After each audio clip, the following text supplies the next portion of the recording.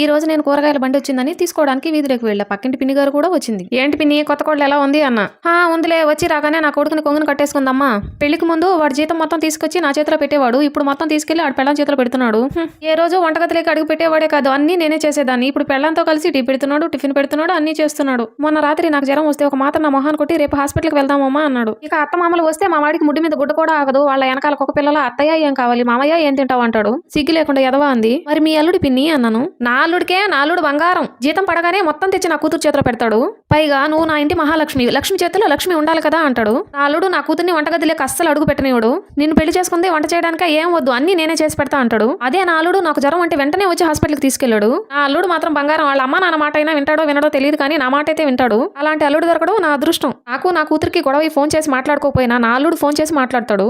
అత్తయ్య తిన్నారా, అత్తయ్య ఏం కావాలి, అయ్యో అత్తయ్య అత్తయ్య అంటూ తిరుగుతూనే ఉంటాడు అంది. వీడియో నచ్చితే లైక్ చేసి సబ్స్క్రైబ్ చేసుకోవచ్చు.